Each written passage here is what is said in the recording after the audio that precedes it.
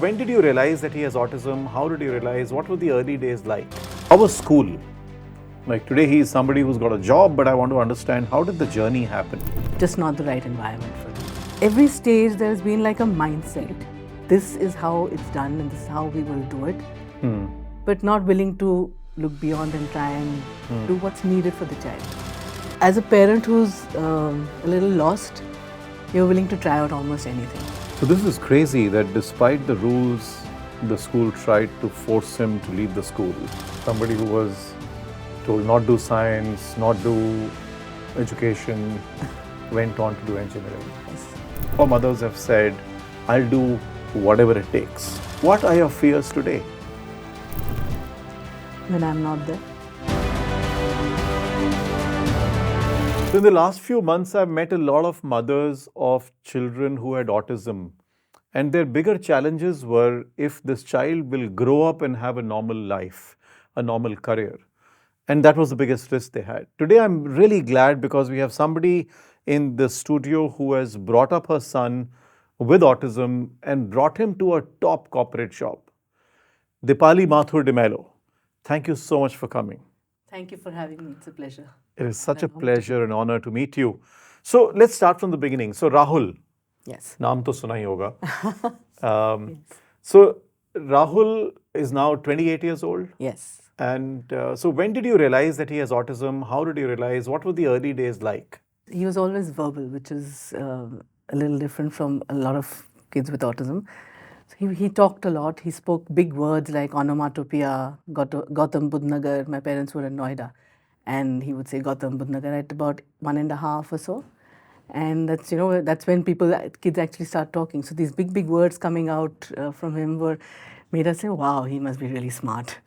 And he is smart. But at around 2, between 2 and 2, little bit around 2, he started losing some skills in like no eye contact. He would go on talking for hours, but if you asked him a question, he wouldn't answer. So he would stand at the window and look out of the window and say, "There's a white car. There's a man walking." It was a monologue which just went on and on. But if I asked him, "Rahul, are you hungry? Are you thirsty? Do you want something?" He wouldn't answer. So one of my most poignant memories are of him coming to me in the kitchen, and he had this little yellow beaker of water, and just looking at the beaker and just staring, not able to say, "I'm thirsty." And I kept asking him, "Rahul, are you thirsty?" Because he was verbal, so there was no reason for no reply. Right. And initially you'd think that he's being stubborn, or he's being, how as parents, new parents, and you don't know how to deal with certain things. And he's being stubborn. My parents had been in Bombay and they'd just moved to Noida. So I was missing them. So I thought he was missing them too. And eventually the doctor told us children are very resilient, so they don't really get into all that. But so he wasn't able to communicate. That was one of the starting points. Then he had speech. So he would say all these nonsense rhymes that my mom would have taught him. Pigeon, kabutar, rodent, fly, look, dekho, asman, sky. So he would repeat all of that, but there was a lot of repetition. So these were the red flags which popped up, which his pediatrician noticed. And she said, you need to get this checked out. And we were like, but he's so smart, he can say these big things and all that. We said, no, just get it checked up. And this was when he was 2 years old? A little before 2, between 1.5 and 2. So we went to a couple, there were psychologists and psychoanalysts and whatever it was that. They observed him in free play and had a couple of sessions. And then at that age, this was around 2, between 2 and 2 years, 2 months, when they gave us a report which was very standard in those days, PDD-NOS, which is pervasive developmental disorder, not otherwise specified. And that's it. So, there was nothing concrete. Of course, he was really young to actually have a diagnosis, and 28 years back, there wasn't so much to diagnose as well. So that's where we started. And when we asked them, like, what does this mean? What are you trying to tell us? So they said, well, it points to autism, but it may not be, it may be, but generally this comes out into full-blown autism. So for me now, I studied psychology, so the word autism did come to me. I mean, okay, there is something, it's a disorder, there is a disability which people have, and it is very vague because there's like one paragraph in your textbook which tells you what autism is.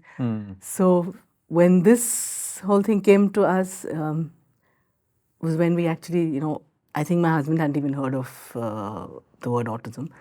And I knew it, like I said, because of a paragraph in a I mean, textbook. 25, 30 years ago, most people didn't know. Didn't know. Yeah. So at that point, it was like, what hit me? Why me? It was for, 2 days was why me? Why my child? What's happening? I actually sat on the bed. I remember he was at work and I just sat and I bawled. I just cried and cried and cried. I said, why? And after that, I decided I'm not going to cry. I'm going to do whatever it takes to help my child to move on and overcome what as much as he can possibly. So that's where it started. And then, like in the early years, the first thing is school, right? So you were in Mumbai. Yes. Were you working? No. Were you a I was- full-time mother? Yes, full-time mother. So maybe that helped because you had more time with him. But how was school? Like today, he is somebody who's got a job, but I want to understand how did the journey happen? So school was tough. We started with a nursery, which was like a family. We knew them, so Okay. they kind of said, "Okay, we'll take him in and we'll help him." The entire nursery year, he stood at the door, crying, Oh. "Mommy, come!" So I was told, "Keep out of sight." And the whole year was him standing at the door and crying the entire 2 hours that he was there. But I was told, just stay out of sight. And the reward at the end of those 2 years, just maybe a month before he completed, he went into class. Oh. So that was the starting point.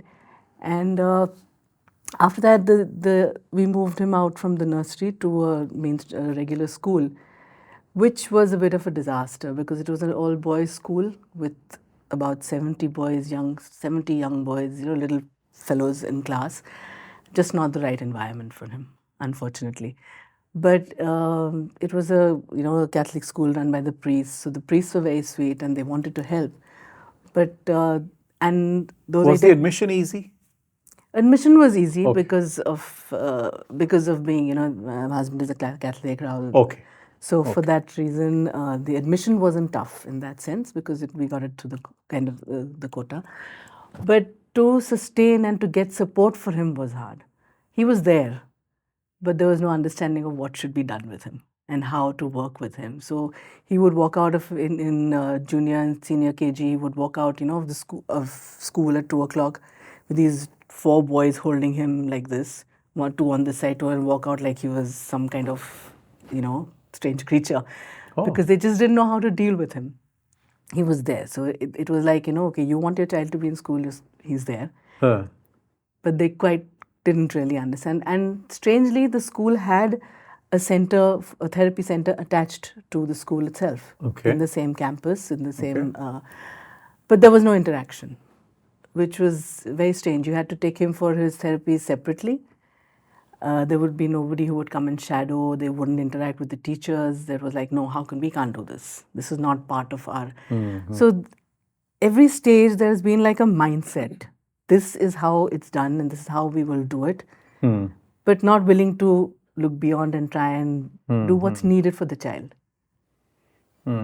So school was tough because I had to take him to school, then I would go at break time to feed him his his snacks, which would take forever. He always had a problem with eating. He would take very long, and he still can't handle certain textures of food, but then was terrible. He just wouldn't eat anything. So I had to go there up 2 floors, and I think, that was around when he was almost 6, junior KG. And I had conceived my daughter at that time. So I was pregnant and I would walk up the 2 floors carrying him upstairs sometimes because he wouldn't want to go to school. He wasn't very happy there, let's put it that way. The environment Was the challenge more, in hindsight, when you look back, was the challenge more the teachers who didn't understand how to deal with him, or was it his peer group, the other students? both. Oh. Yeah. Even the teachers, so they were the kind, we'll manage. It was, I don't know whether you'd like to add this in or not, but I'd like to say it was more about, he's a Catholic, we are Catholics, that's how, that thing. Sure, So we'll sure, yeah. we'll work with him, we'll keep him, we'll do whatever we can. But there wasn't any understanding of what really needed to be done. So if the teacher doesn't understand how to work with this child, she or he is not going to be able to foster it amongst the children who are his peers. And remember, they're all 5, 6-year-olds. So they're loud, they're screamy, and boys, they're rowdy.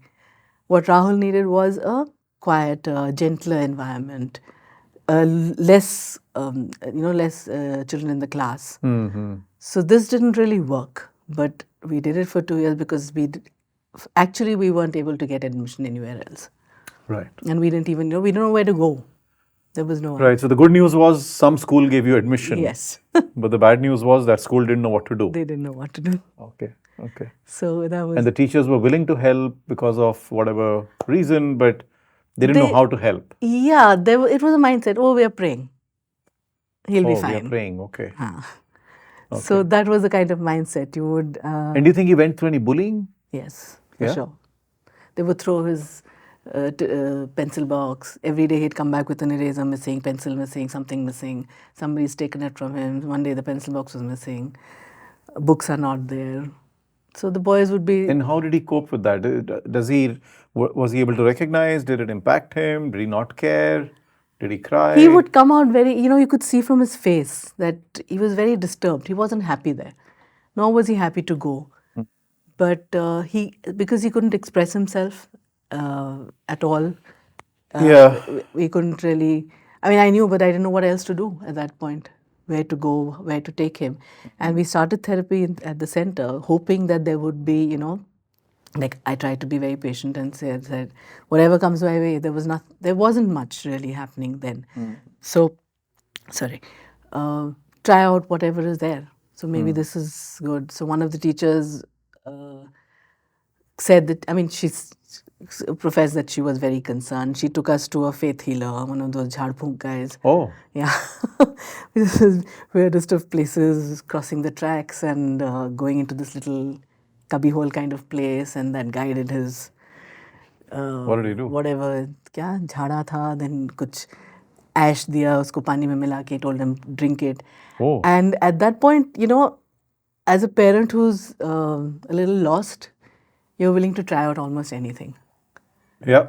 But at that point, I kind of said, okay, this is not right.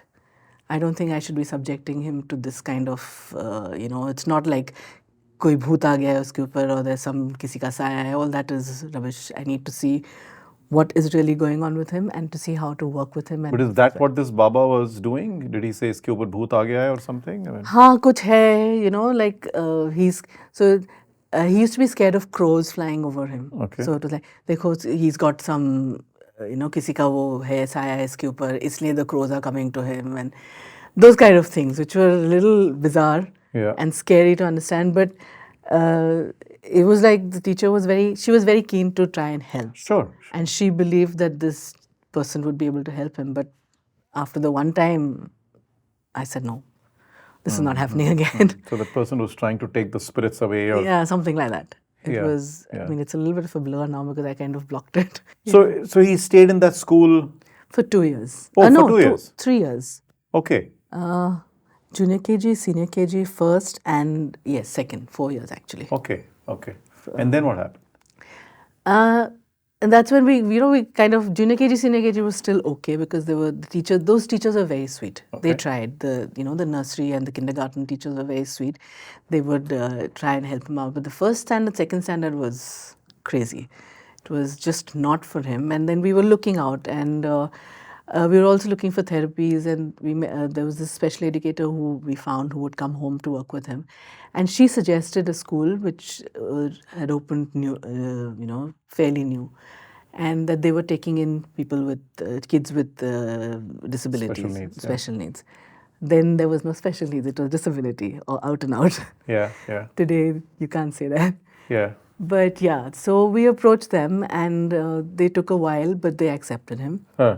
And essentially what we were told by his therapists and all, that he needs a smaller classroom, less kids. So that would help him a lot. That's what we went for. We didn't really look to see whether he would get other support because he was getting his therapies and support from outside. And their resource room was also okay. So that's what we started out with. Initially, they were very supportive. They helped. His class teachers were also very sweet. They would, like whatever Rahul had in his tiffin, they would all go and sit with him and eat. And, those kind of little things where. Yeah. But it was the teacher that mattered. She made the special effort to include Rahul, to help him, to reach out to him. Yeah. And so it was okay. They were able to manage. They had a resource room. There was at that time the funda was ke we're taking in special kids. And the first PTA meeting that I attended was really heartening for me because the principal gave a nice long speech saying that we take any child. Whether the child is bedwetting or anything, we take any child and we are open. So I said, okay, we're at the right place. I'm hoping to see some, though the school was far. By Bombay standards, it was, I don't know if you're familiar with Bombay, but we were in Not much, Andheri but- East and we Okay. had to go to Khar, which is about 8 kilometers. In Bombay traffic, through the highway and all of that, which Right. 8 kilometers is 8 kilometers, but in Bombay it Right. becomes time. Sure. A good 40 minutes away in peak traffic. Sure.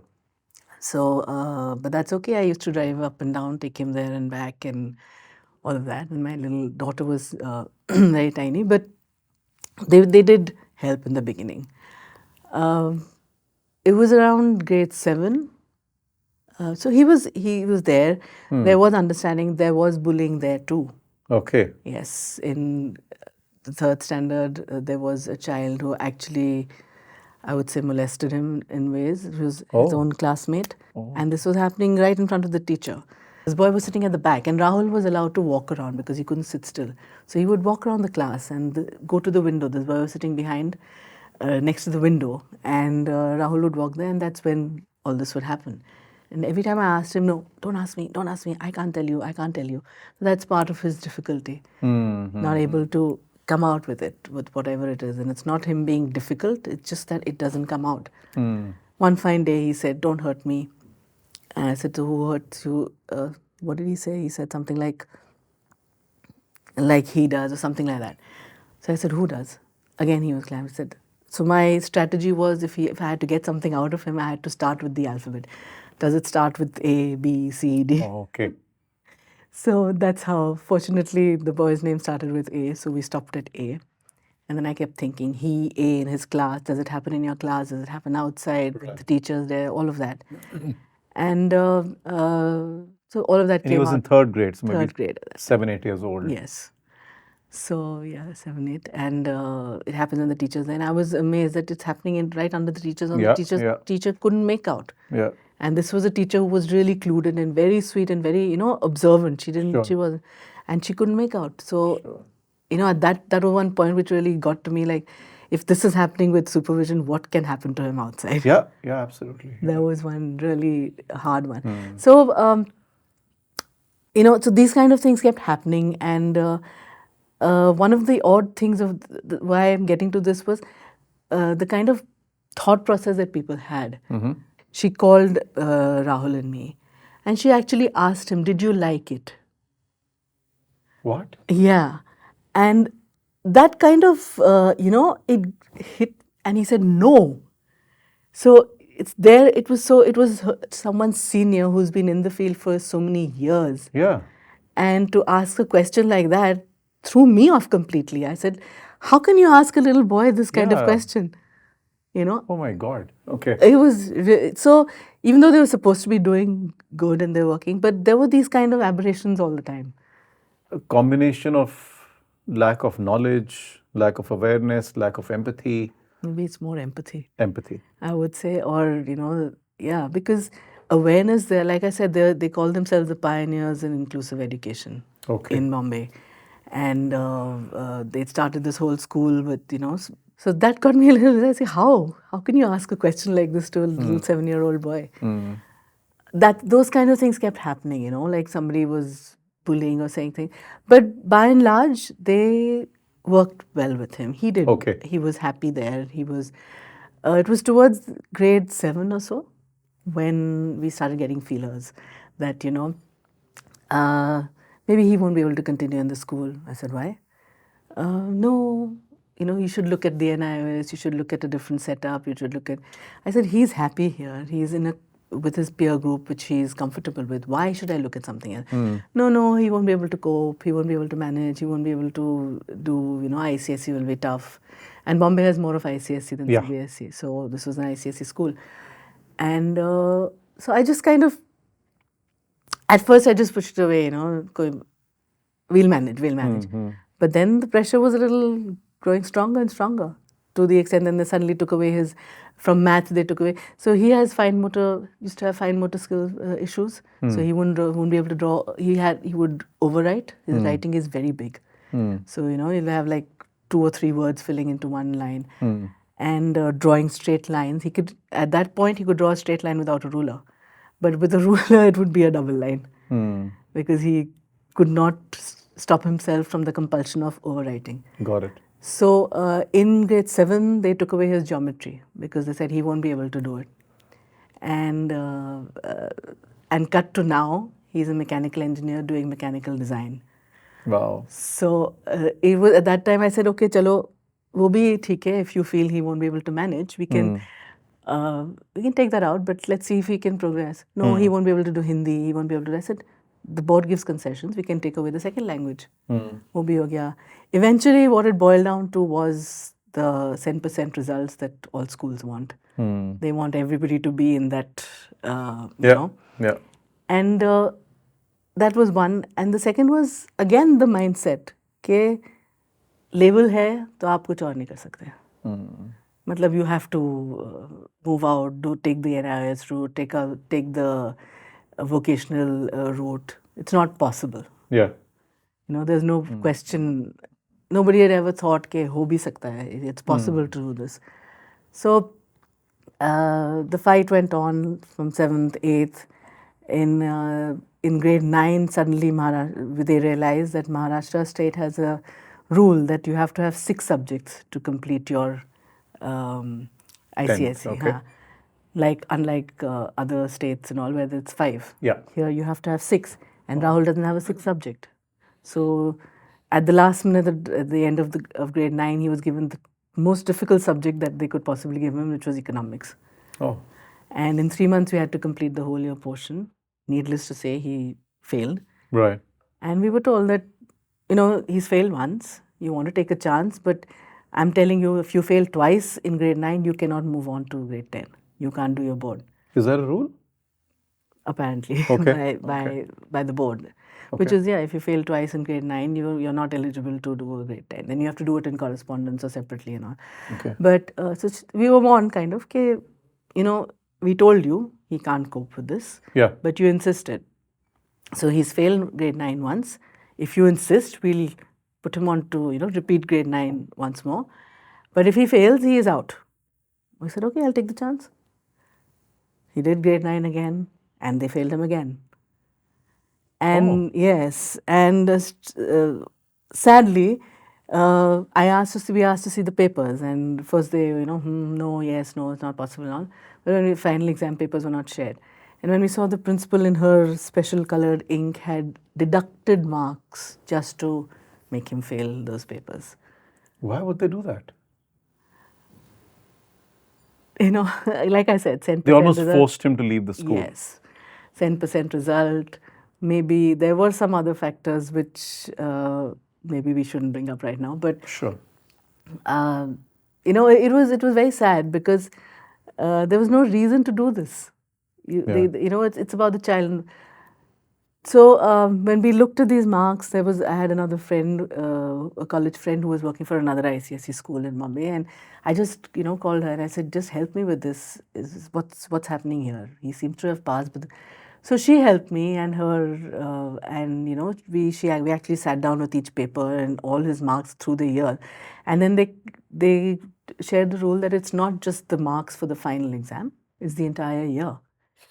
So if he hasn't failed the entire year, there's no way they can fail him. Right. So I was told, just send his marks and send his report and your assessment reports to the board, to the council, ICSE council, and wait. So the council is not a very public body. They work through the schools. They're not very open to, True. So, and they don't like to come out in the open as well. So everything is through schools mostly. But when we did this, there was silence, and again I said, okay, we haven't heard. And in the meanwhile, there was this whole tussle that was going on with the school.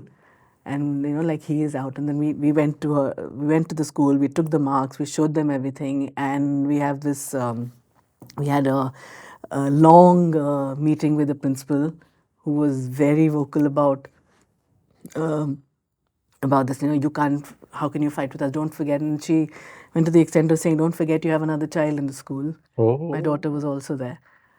All of that happened, and like you can't force us. This is the rule. You can't. I just sat over there and said, please try, please, let's do it. But they were, so that's when we approached the board and the council, and it took a week or so, or 3 or 4, maybe like midweek here and early the next week, when we got a call from council just to ask, has he been taken back into school? And we said no. And they said, okay. And they disconnected. And then promptly the next day, we got a call from school. The secretary called up to say, the principal wants to meet you. I said, what is this about? So just come. So we went to school, we went over there and bring his mark sheet, bring his pass, that fail certificate or whatever. And do we bring him? No, just you both come. We went, and the lady was sitting over there, and she looked like she'd really been through some kind of a ringer. It was there on her face. And a doctor who was a neurologist, pediatric neurologist, who was associated with the school and very closely connected to the school, he was sitting with her at that time. And she looked like she'd had some sort of a breakdown. And all she said was, you have been to the council, so I have decided that we will pass. He will pass. Oh. He will be moved up to the 10th standard. Where's the, she didn't even ask us to sit down, nothing. It was like, give me his mark sheet, gave the mark sheet. She gave the other one, signed it. So I looked at it, so when can he start? It was like, that was like don't ask me any more questions, just get out. Right. Like this was done. And he was taken back in grade 10, not in grade 9. Wow. And so this is crazy that despite the rules, the school tried to force him to leave the school. Yes. Oh, that's quite a story. Yeah. So, well, he completed his grade But kudos to you that you pushed till the board and got him back into school. And yeah, I mean, I just felt, why should he be at the receiving end? He's such a hardworking boy. He's dedicated. School is normally seen as a figure of authority. So the parents don't really push back. Yes. Especially in India, we are taught to be compliant. We are taught to be not pushy. We are taught to be congenial and don't be aggressive, especially with the school. Right? School ke aage you be subservient. Absolutely. So the fact that you pushed back, I think, is phenomenal. It's beautiful. I had to for my child. He deserved it. Yeah, absolutely. He deserved it. I mean, I just felt it was so sad to, and for me, it wasn't about the board exam or, proving his academic or his academic prowess or his intelligence. It was for him to feel that he has completed what he started. I had no expectations of getting a 90 or a thing. That he should be able to feel that I have achieved, I have completed. I started, I started school. This is what everybody does. Everybody goes through school and they complete grade 10 before they move out. Why should he feel any less? Absolutely, yeah. And he was happy in the environment. He was happy with the peer group and comfortable there. Why should he be pulled out? Because the school can't cope. I didn't ask anything from the school in terms of, giving him marks. I said, that's not what I'm here for. Eventually, we were told that, he may not be able to complete. So I said, it doesn't matter, let him appear for the exams. If he fails, I don't care. But that wasn't acceptable to the school. So, he completed his ICSE. He got then came 10th? 10th. And he cleared it? He cleared it, despite the difficulties that posed. Also, my father passed away right in the middle of the exams, just before his economics paper, as you would have it, the toughest one. And they were with me in Bombay. My parents were with me. So it was really hard for him, but he persevered. And I just told him, Rahul, Nanu would have liked you to complete. And he said, yes, I will do it. And he slogged. He really slogged. And very nice. So we did ask for the special difficulties form to be filled. Of course, which was due to him, but he completed. And he got So what benefits or what extra things did he get because of the special needs when he filled that form? Extra time. Okay. You mean for when my dad passed away? No. Generally, Yeah, for the yeah, exam. yeah. The board gives you extra time. They allow you a reader or a writer, amanuensis, Mm-hmm. sorry, a writer. And yeah, basically So that's extra about it. time and Yes, scribe. a scribe and a calculator for maths Okay. if you need it. And in 10th, I don't think there's so much need for physics, but later on in ICSE for Got grade it. 12, you get the calculator for your Got all it. your Okay. calculations Okay. and the extra time. So then he completed 10th. He completed his 10th, and it was unbelievable. Celebration at home. Yes, celebration at home. Of course, the loss of my dad was Oh, yeah. very distinct, but um, yes, the result was like unbelievable. We were all jumping for joy, and he was. Very nice. It was. Very You know, we were nice. all sitting there waiting with the laptop. It was all online then, so typed it in and waited. Passed. No, it was really lovely. So sweet. Okay. And then what happened? He moved to a different school. So in Bombay, you don't have 11th, 12th in most schools. It's college. So we were very concerned. I was very worried. I didn't think he was ready for college. So we were looking for schools. And in the meanwhile, my husband changed jobs. Okay. And we moved. He came to Gurgaon. Okay. And we were trying to figure out whether we should move as well or, stay back there and continue. But we said, let's try over here. Because we'd also heard from there that, in Bombay, that Gurgaon is very open, Okay. lots of schools, lots of support.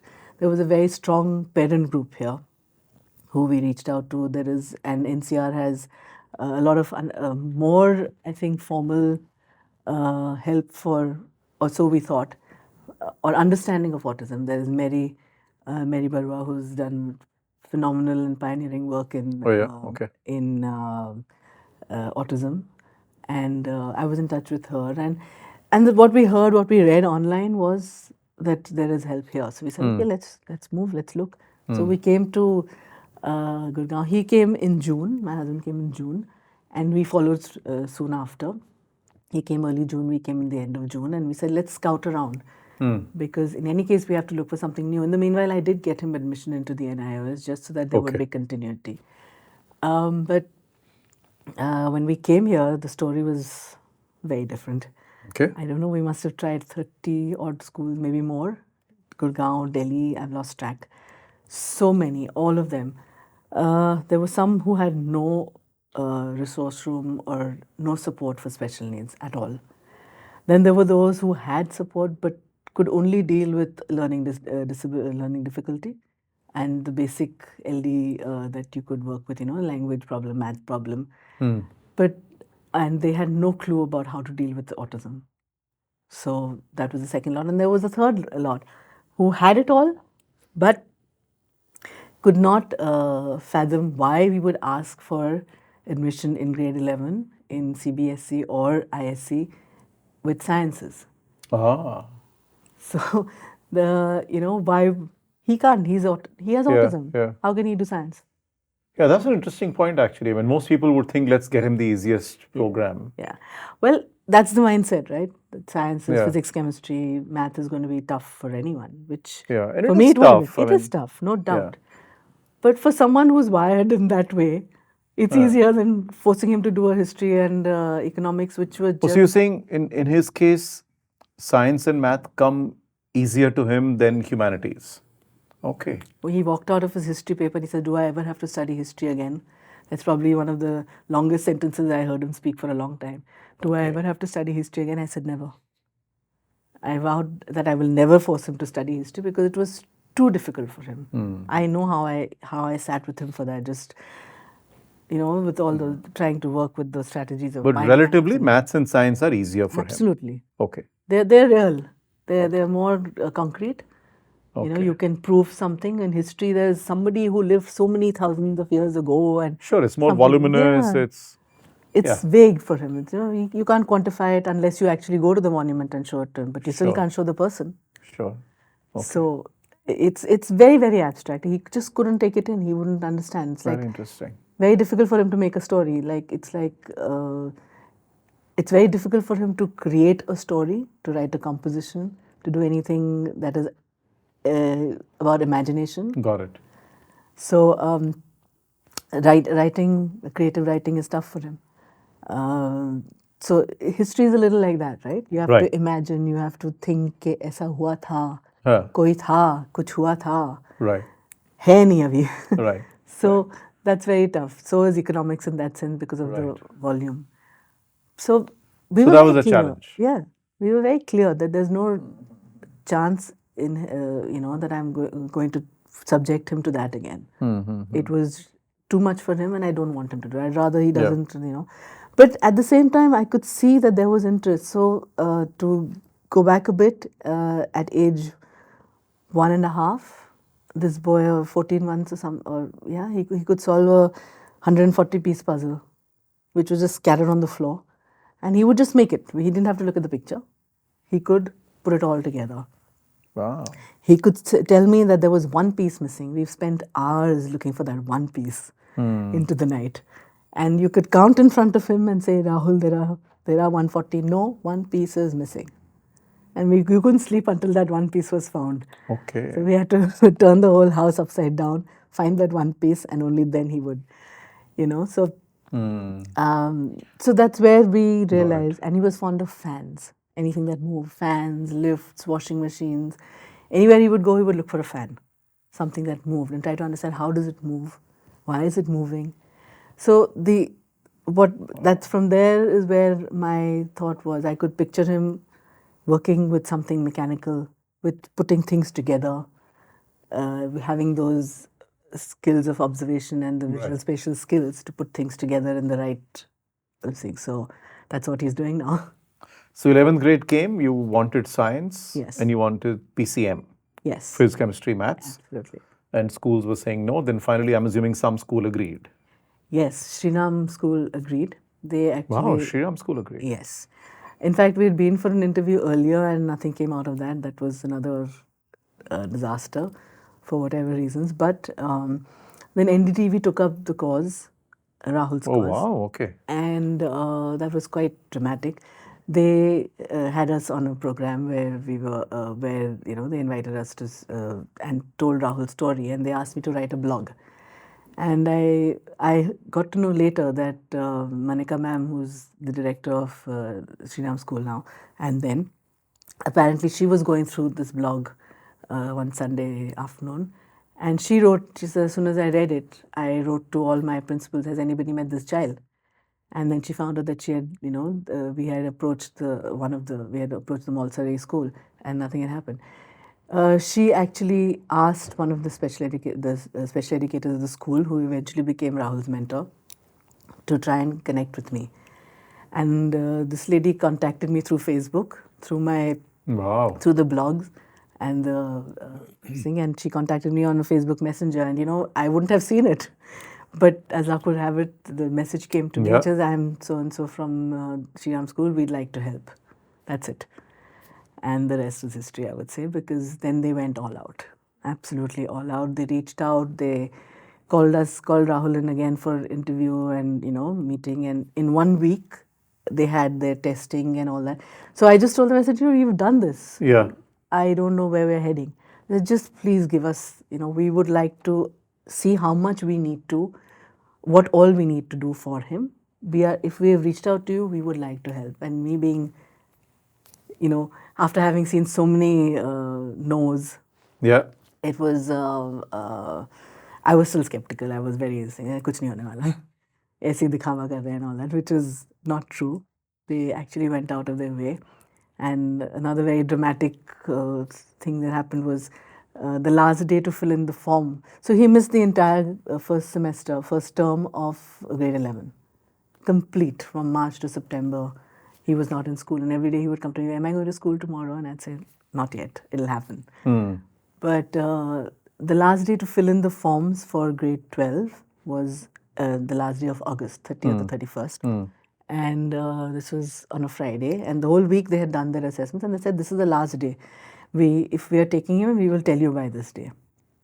And it was Friday, and it so happened that it was Ganesh Chaturthi that day.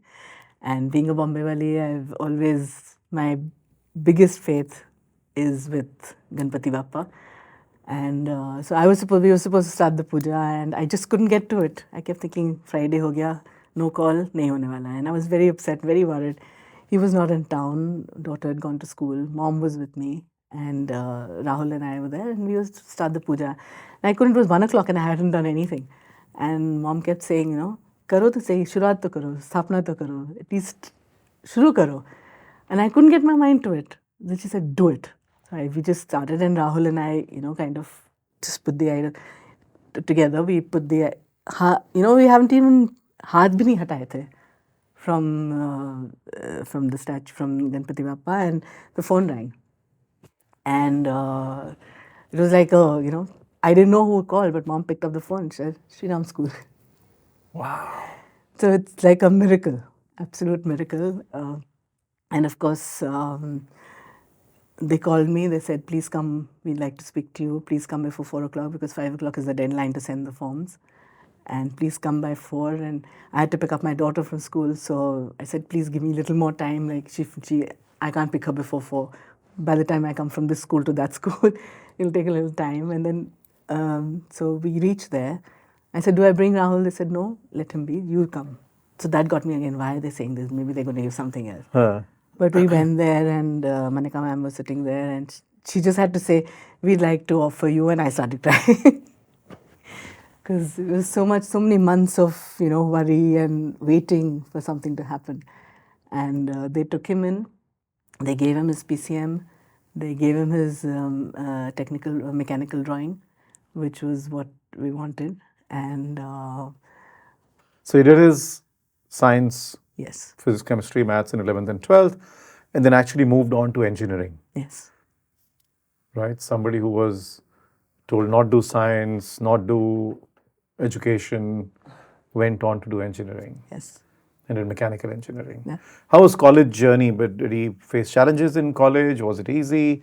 Or similar challenges but lesser as he had Different, grown up? I would say. More challenges. The professors, to connect with the professors was difficult, because, like I said, in school, they're still babies. Yeah, yeah. In college, no parent comes to talk to the teacher, to the professor, or to. But you were going. I was going every day. Initially, Every day? Yes, I would go to drop him, and it was very close from home, so it was quicker for me to go and drop him, and Sure. But coming back, he would take a cab. We kind of trained him for that. But I would go and drop him, and also because of his communication difficulty, he would not come back and report. He still doesn't do that very well. So even in school, we had like a diary system where we had asked the teachers every day, fill in what has been done, so that I know what's been done, and I can help him and supplement if there is something that's missing from him. Yeah. So I would go we tried to set up the same system in college. Initially, the college was also, no, how will he manage? He will not be able to manage alone. You will have to be there. I said, no, I don't want to sit in class. But if you want me to, I will sit there also. I'm happy to do whatever it takes. But my need and my wish is that my child should do what he wants to do and what he likes to do.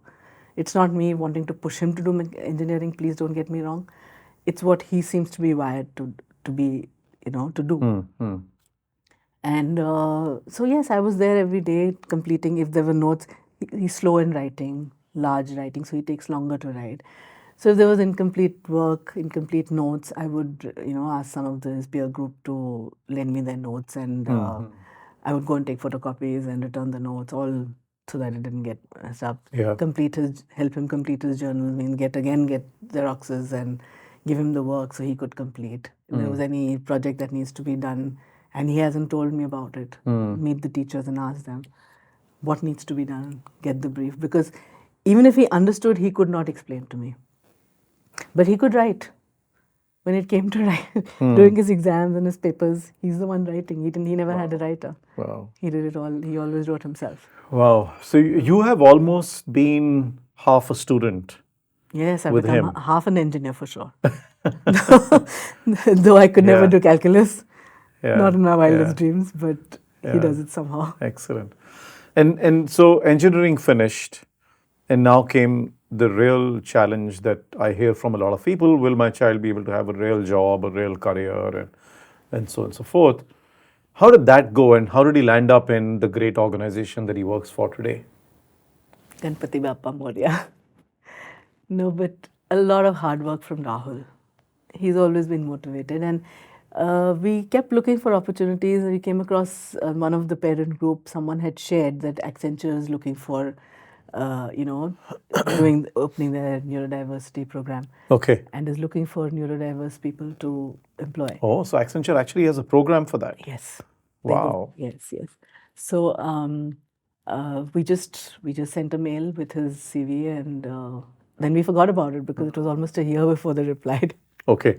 Yeah, it took a really long time to process it. In the meanwhile, he did internships elsewhere. He did a long internship with Thomson Reuters, and something small with Microsoft. Yeah. A little program with them, and other smaller Sure. things. But So you kept working, kept interning yes, kept interning and while you applied to this Accenture yes, engine. yeah. In fact, the Thomson Reuters one was something we had hoped would convert into a job, but that didn't happen. Okay. In the meanwhile, we applied here and we waited, and suddenly there was this response which came to us, and then a long process. They have a long process, of course. Their interviews and Yeah, the interviews and everything else that happened. But yes, he was taken on for a 24-week internship okay. with no promises that it will convert into a. Okay. So yes, Accenture. Yeah. So how does that work? So Accenture takes you on a 24 Yes, they took him for a 24-week 24 internship. weeks internship. Yes, Okay. which was very interesting because. It's almost half a year. Yes. Yeah, about 6 months, Yeah. technically. I mean, if you look at it, he learned a lot. They taught him a lot at that time, how to use certain tools, design tools,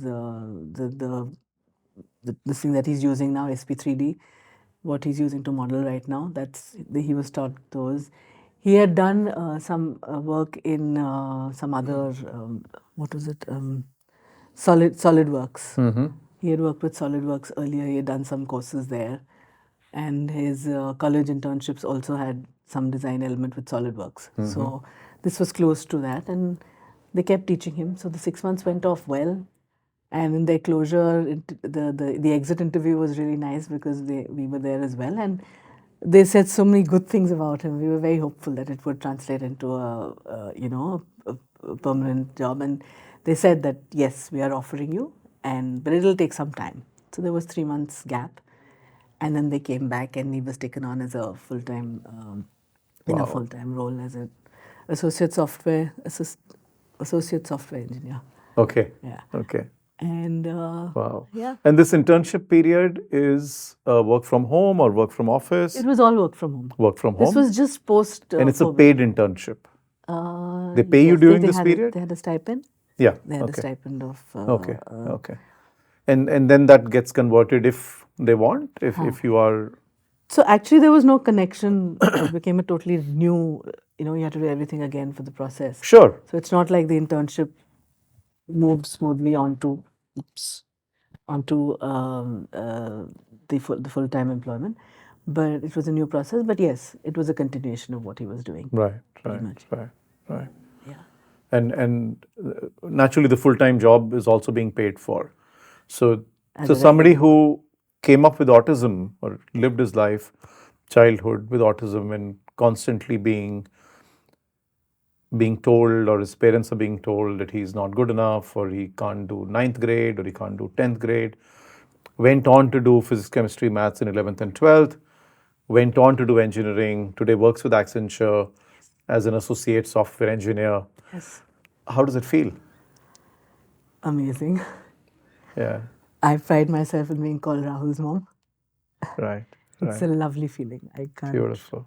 It's So, I mean, clearly, one of the things I've realized speaking to the mothers of children who had autism and where children have tried to build a good life and a good career and all that, one of the things that has come out very strongly is the role that the parent, either both or one, has played. And in your journey, it again comes out that you've played a very, very strong instrumental role in his journey. Of course, nothing taking away from his claim to fame, and he's been a hardworking guy, like you said. But the parent has played a big role in all the journeys that I've seen. How do you do that? What brings that change from a parent who's saying he's not good enough, or like you were saying initially, why me? Why is it happen? Is there a switch off, switch on? Is it the experience that makes you that person? How do parents today who have a 2-year old or a 5-year old who's going through autism, how do they get over that and become Deepali Mathur D'Mello? Wow. I think they should become themselves and what their child needs. I think I was motivated because I felt my child needs the best that I can do for him. And I can't leave him to a probable diagnosis, which is, this is my child. Why should I just leave him? I will do whatever it takes to overcome any difficulty he has. If he, like I always say, if he had weak eyes, I would take him to an eye doctor and get him specs or whatever is needed. If he, if he, God forbid, he had some physical handicap, I would help him get that sorted. Sure. If he needed whatever he needed. Sure. If he needed a crutch, he needed a new leg, or whatever. So why would I shy away from something like autism, which is not visible, but it's there? It's the same thing. I'm just facilitating my child to be the best that he can be. Right. And whatever is right for him. Right. So I don't think I ever thought twice of, about doing it, about being there for him. Right. What was scary was the kind of attitude that was coming from all over, from society, from people, from professionals, from schools, from education, teachers, yes. from peer group. Maybe peer group not so much, because children are very pure. Yeah, yeah. They don't get, if they see, if they're, I still remember there were these girls in his class when we moved to the new school.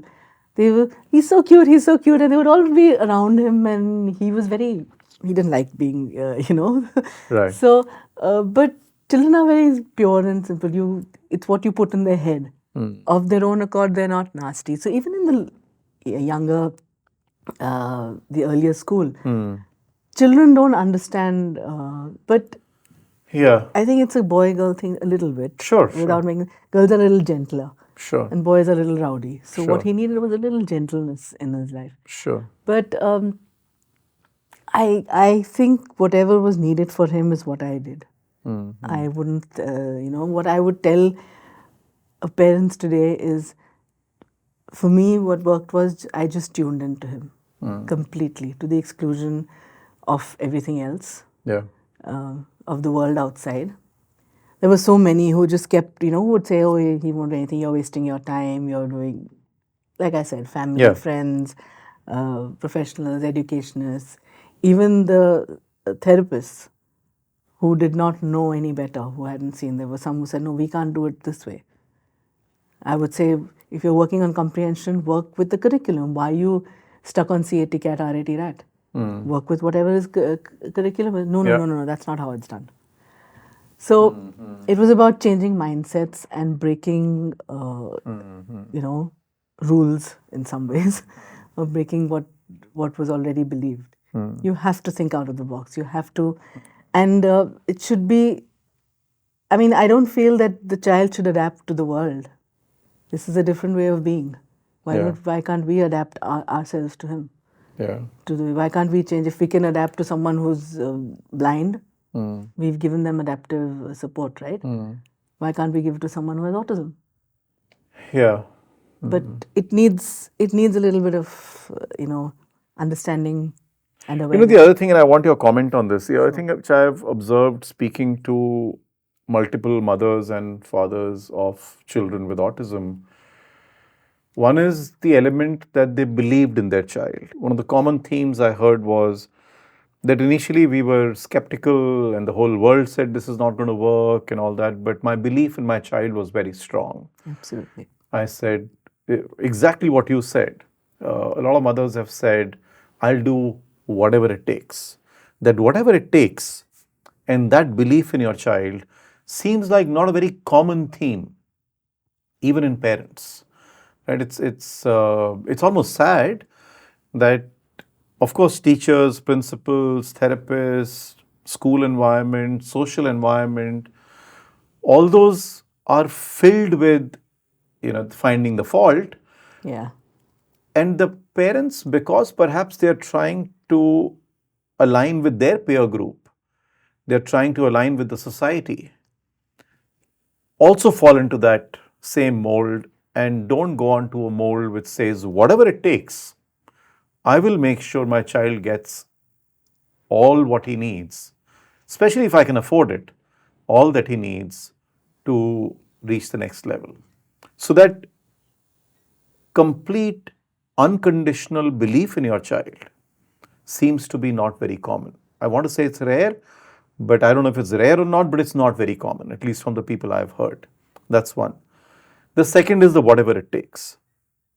And the third is that at least one parent has almost given up everything else and has become half an engineer. So the parents that I've spoken to, at least one of the parents has become half or whatever the child wants to become. That's another learning that I've had, that you can help almost any child if the parent is willing to put that kind of dedication. And not to take away from parents who've not been able to do it, because I'm assuming it's very tough, It is. right? It's very, very tough to. I mean, there was one of the mothers who told me that I almost did not have friends, right? Because I was only focused on this all my time. So those are tough things. We're all human, and you're also a social animal ultimately. So, comment on this. Do you think what I'm observing is right? One, unconditional belief in your child. Two, I will do whatever it takes to help him reach the next level. And third is that, I will almost give up my life, Social isolation. That social isolation, and just give up everything else. This is my goal. Between me and my goal, nothing can come. Do you think these are the three I would say yes. strong Very pillars? strong, yes, very strong pillars. Belief in your child is all important, whether special or not. Every child is special. Yeah, So very well belief in said. your Very child, well said. Yeah. every child is special. Every child needs and should have complete belief from the parent. And in the case of a child with special needs, it's the parent who can do the most. No therapist, no professional, no anybody else can do as much as the parent can do, because it's your child, your flesh and blood. You have brought him or her into the world, and you know your child the best. So how much you can give to the child, nobody else can. I always say tune into your child, understand your child, and your child will definitely guide you. Rahul is my guide. I just tuned into him, and if so, like one of the in school, we had a session, and they asked, with your name starts with D, give another uh, ep- uh, uh, adjective to describe you. So mine was determined. What? Determined, Deepali. But my determination came from him. I took cue from him. His attitude was never give up. He wouldn't let go. If he had to do something, he wouldn't let go. So I believed that he would be able to do it because he had the attitude. He had the desire to do something, and I could see what was coming. I mean, I can. My husband will corroborate that I've always had this in my mind. Either he'd be in a research kind of thing where he'd be on his own and doing something, because so that that's the only way he could work, doing whatever he wants without having to communicate, which is his difficulty. Or he would be sitting on putting something together, which is exactly what he's doing: mechanical drawing, design. So I always believed that this was the path he would take and I would want him to take, Yeah. if that's working for him. I think that's the most important thing, having belief in your child and faith that it will work out, no matter what is difficult. And it's interesting that today he works for Accenture, beautiful, huge, successful, massive organization. 28 years ago, when Rahul was born, Accenture was not even there in India doing this work, right? So to have that belief of that level when you don't even know if there will be organizations to hire him, because those organizations didn't exist in your country at that time. That I call unconditional belief. Yes. That's why I look up to mothers like you, and it's absolutely great. So, just a couple of more questions. One is, how's his relationship with the sister? Raina, She's right? his life. Raina and Rahul. Yes. She's his life. She's been the single factor that changed him, opened more doors for him. As a child, he wouldn't eat, like I told you. He had very lot of problems with his. And at that time, there was nothing. Today, I think there is a terminology. It's slipping my mind right now. But at that time, there was. He wouldn't eat. He would sit for 3 hours and he would just eat, mashed food and all. When she came, she taught him how to eat, from being not able to eat, eating only French fries or khichdi and things. We call him Chicken Boy now because he loves his chicken. And she's the factor that taught him how to eat, how to play, dance. So having a good sibling, Yes. good camaraderie with your sibling helps. Yes. Okay, so. And she looks up to him. Like if she's upset about anything, she'll go to him for a hug and everything is okay. Oh, so sweet. So sweet. Very nice. So Rahul is 28, Raina is 22. 22. 6. Great work, Raina. Keep doing it. Okay. And what about his work? He enjoys working, he enjoys Accenture, he enjoys his boss, his colleagues, I don't know He's who he happy. speaks to every day. He's very comfortable. He never comes back and tells me anything that there's any problem or there's anything. Oh, he enjoys whatever work he's doing. He's happy Wow. and very with what's happening. Great, great. Thanks to organizations like Accenture who are Absolutely. doing such a, I mean, you said they have a drive or they have an initiative They have an initiative of hiring. for neurodivergent kids. That's so nice, so nice. I have a lot of friends who are in Accenture and I will tell them this. Thank you so much for doing this kind of work. Yes. The last Please tell them from me as well. Sorry? Please tell them from me as well. I definitely will. I definitely will. The last question is, you've reached a part of that journey, a stage of that journey, which is what most parents aspire for, even with kids who don't have autism. You brought your son to that level and he's come to that level. I mean, of course, credit to you, credit to him. And of course, you should be happy today, you should be proud today. But what are your fears today? When I'm not there. He will always need support. He would need someone to be with him, no matter how how much you train him to be on his own. So there is always, because there are certain things that are the financial things of investments and looking after money and all is not part of his ability. So that's one. And the wish that I'm hoping, I don't know whether that will happen, that he has a life partner who will be with him, so he can also have, that kind of gratification, that the family life, partner in life. Those are my wishes. My fears are, of course, people taking advantage of him. He's an absolutely pure soul. Absolutely pure soul. There's nothing, no छल कपट, no कुछ ऐसा नहीं है कि वो झूठ बोलेगा. He can't lie. Yeah. So he can be taken for a ride very easily. This is another common thing I've heard from mothers of children who are autistic, pure soul, doesn't know how to lie. And again, because I've done this repeatedly with mothers, I sometimes feel it's so strange that the people who we say are normal or who are not neurodivergent, they know how to lie. Absolutely. Isn't it crazy? So let me take it up on that. I feel this is a different level of existence and development. It's not, they're above us. They're way above. There's so many things that I feel for Rahul, that how can, he's so, all of us have these angst inside. Yeah. With different people. He's never said that he's upset with anybody. If someone has done wrong to him, people who've bullied him in college as well, we had a major incident in college, they're still his friends. It's so simple. It's not just naive. He's able to forgive so easily. He's able to push that, that part of him away. How many of us can do that? We hold our grudges. He holds nothing. I always say Sant aadmi hai.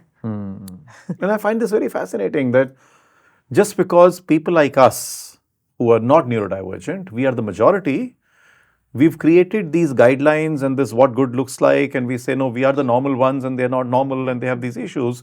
But we know how to lie, we know how to cheat, we know how to be angry, we know how to be mean, and they don't. They don't. Right? So you, like you rightly said, maybe they are superior souls, and I believe so. yeah, I truly yeah, believe so. yeah, beautiful. So, no, great to hear all this. I mean, fortunately, he has Raina, his lovely sister, and that doesn't take away the fear that what when you're not there. I don't want her But to be responsible for him. She has her own life. That's not fair to her. you're her mother too. You want the best for her too. Absolutely. Yeah, no, I understand. But she will always be there. I mean, she will have her own life, but Of course. she will be his sister who will always give and But take she the shouldn't hug. be And bogged down by responsibility. yeah, yeah. But she will be there. Of course, she will be there. I know she will be there. Deepali Mathur D'Mello, it's such a beautiful experience to speak with you. Thank you. I must be Likewise. honest. It's so nice, and I'm so fortunate to meet a mother who dedicated her life to bringing up a child. But the reward is so beautiful too. So hopefully you know that Yes, it was all worth it, and absolutely worth it. you've been rewarded Yes. in more ways than one. And I hope people watch this and people see the journey and learn from this. And especially people who have children with autism, they learn to believe in their children and dedicate their lives, because the reward at the end is worth everything. And also people who don't have kids with autism, they become more empathetic, and they can, and their children can take better care of children who have autism. But thank you so much for coming. Thank you for having me. It was such a pleasure to speak with you. Thank you. Pleasure to speak with you, and pleasure to be on this. And I hope that whatever a little message goes out to parents out there, that there is hope. And don't give up. Never give up. That's my son's mantra. And I follow him and support him to the T.